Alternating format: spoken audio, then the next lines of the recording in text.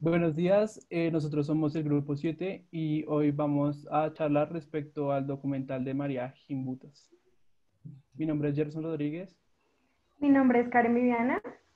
Mi nombre es Kevin Muñoz. Una de las partes que me pareció como más interesante de este documental fue cuando se hablaba respecto o cuando la señora Marija hablaba sobre un libro que ella escribió que se llama El lenguaje de la diosa, en el cual pues más o menos como que realiza un análisis y una interpretación de lo que vendrían a ser los símbolos o signos que se encuentran en estas figuras que ella encontraba en sus expediciones o en sus excavaciones que realizaba constantemente por Europa. Y pues me parecía muy curioso esto porque ella, pues, o sea, como que se sentó a analizar estas figuras y analizar los símbolos y empezó a descubrir como ciertos patrones que se repetían en varias de estas figuras. Y a partir de esto empezó como a crear como una especie de lenguaje visual, por así decirlo, dándole una interpretación o un significado. Y la otra parte que me pareció también muy interesante es cuando habla respecto a las, o sea, como una especie de civilizaciones en las cuales no existía un orden jerárquico. Entonces no tendrían como tal una especie de gobierno o quién mandara a quién, sino más que todo se relacionaban era por una especie de adoración hacia lo que vendría a ser la diosa madre y diferentes deidades, pero todas relacionadas con la mujer. Bueno, pues viendo el video me puse a profundizar más y encontré otra obra de Gimbutas, Diosas y Dioses de la Vieja Europa. Se expone durante su libro pues todos los factores esenciales que tienen que haber para que se pueda dar una iconografía, la ritualización y también la mitificación. El caso es que las personas que vivían en la vieja Europa, situada entre el Egeo y el Adriático, estaban caracterizadas por tener como un tipo de macro pensamiento, una macroestructura. Más sin embargo, esta macroestructura se representaba y se manifestaba con estructuras iconográficas más pequeñas dependiendo de la comunidad en la que se encontraran. También se presentan desde el campo de lo religioso y van desde lo cosmogónico, lo cosmológico hasta lo antropológico. Bueno, pues en primer lugar encontramos en este libro el esquematismo y eso puede explicar por qué representaban conceptos tan arraigados abstractamente y no tanto realistas, porque estos estaban vinculados hacia la trascendencia de lo divino. Y nos encontramos que estos elementos están muy conectados con algo súper importante que ella menciona en su libro y es la máscara, que pues es de origen paleolítico, pero cuando llega a la cultura neolítica tiene diversas formas de expresión.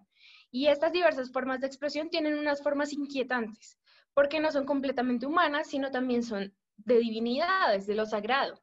Y esto es como la cierta conexión que se tiene con los dioses, que se tiene con la divinidad. Sigue habiendo una separación, sigue habiendo un respeto por esas dos dimensiones, más sin embargo, al momento que la persona porta la máscara, se está conectando y está teniendo como un entrelazamiento con eso sagrado.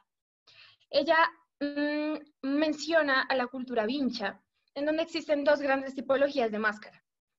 La una, que es la máscara con los ojos muy abiertos, que representa como al Dios que lo ve todo, y la otra, que es la que tiene los ojos más pequeños, representa como un estado de conciencia más de sueño. Y en resumen dice que estas máscaras son como un tipo de mecanismo mimético para encontrarse dentro de las escenas mitológicas y también las escenas rituales. Y pues en síntesis y finalmente, todo esto se ve muy conectado con esa experiencia primordial que ha tenido el ser humano de diferenciarlo y de particularizarlo y de encontrar con respecto a lo divino la instauración de estas dos dimensiones, la separación, pero también esto de ir creando los patrones culturales y religiosos en donde existe el tejido cordial, para finalmente, como dice Gimbutas, encontrar la compenetración de estos elementos constitutivos de esa vieja Europa que son tanto los ritos como los mitos. Lo que más me pareció interesante del tal fueron pues dos cosas. La primera me pareció también bastante graciosa y fue el descaro de algunos arqueólogos de la época de decirle a Gimbutas que el método que yo utilizaba para pues deducir la cosmovisión de las comunidades del Neolítico por medio de las estatuillas y las figuras de cerámica que se encontraron no era metodológica. Y yo decía, a ver, pues en arqueología nunca hay suposiciones, o sea, son suposiciones, no, las afirmaciones que se hacen no son ciertas, no son, tienen cierto margen de error, por lo que yo veo que lo que hizo Gimbutas es completamente aceptable y se tiene que, y pues fue algo nuevo para la época que no se había hecho. Y lo segundo fue una pregunta que me surgió después de que mencionaran que existían como que en Europa estaba una sociedad que era completamente pacífica, era relativamente pacífica, y en Asia, por India, había otra comunidad, bueno, otra civilización, que era la indoeuropea que yo mencionaba, que era, bueno, ya tenía como que, era una comunidad, era una civilización guerrera, tenía bastante afianzada la guerra. Yo decía, a ver, ¿cómo surge una civilización guerrera? Y yo decía, bueno, vamos a tomar como que al inicio de una civilización, pues no existe la guerra, lo estamos tomando como si fuera una civilización completamente pacífica, ideal. Como que tiene un contrato social bastante marcado en lo que no, en lo que se respetan lo que es de la comunidad, ¿ya? O sea, tú respetas lo que es mío, yo respeto lo que es tuyo, pero ambos trabajamos para un bien común. ¿Por qué me baso en esto? A mí se me vino esta idea a la cabeza fue por lo de la ley de la naturaleza, el ensayo de las leyes de la naturaleza de John Locke, que él menciona pues una sociedad como ideal, pero que siempre hay como un punto de inflexión en que algunos individuos no están de acuerdo como con lo que se hace en este contrato social y pues surgen como que los conflictos, por ende las guerras. Y para ejemplificar lo que acabo de decir, hay una película bastante interesante, bueno, es un libro, pero hay una adaptación cinematográfica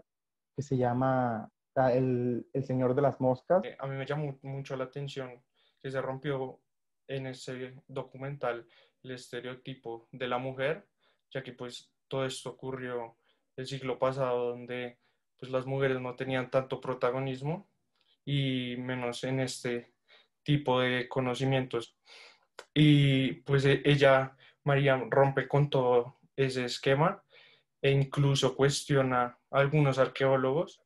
y muestra una forma de investigación arqueológica diferente, donde toma en cuenta cantos, esculturas, todo lo que vaya encontrando lo va uniendo. Entonces genera como una serie de rompecabezas que al final va uniendo y pues genera como la sociedad de ese entonces. Y gracias a esto pues pude descubrir miles de sociedades como pues ahí se presenta. Retomando lo que dije anteriormente, que cuestionó algunas partes de la historia que nosotros conocemos comúnmente, quería mencionar la parte de que muchas veces se cree que la historia de la Europa antigua o en general la historia clásica siempre estuvo rodeada de guerra, de, de esclavitud, de mucho realismo, como mencionaba Jan, pero ella también mostraba que en general tampoco era así, que también se podía mostrar que el humano no siempre iba a matar al humano y que se podía vivir en sociedad. Entonces, siento que por un lado en la historia clásica se ve mucho el realismo, pero ella como que no niega que, claro, en un momento de la historia hubo guerras, pero también mezcla ese idealismo, que es que sí se podía vivir en paz y en comunidad. Eh, También, para finalizar, me gustaría eh, hacer una reflexión de que yo siento que nosotros tenemos esa percepción también de la historia porque la vemos desde nuestra realidad o con nuestro pensamiento de nuestro contexto. Y pues ahorita vivimos en un mundo consumista donde lastimosamente sobrevive el más fuerte y pues se salva quien pueda y ya. Entonces también por eso siento que hay esa imagen. Entonces, como que a medida que iba mirando el documental, se me ocurrió una pregunta como para cerrar y para dejar al aire, que es hasta qué punto nuestro contexto actual en el que vivimos, en este sistema capitalismo, puede llegar a modificar o distorsionar la historia, porque siento que en cierta medida sí ha modificado y tiene un gran impacto en la forma de cómo vemos las comunidades antepasadas.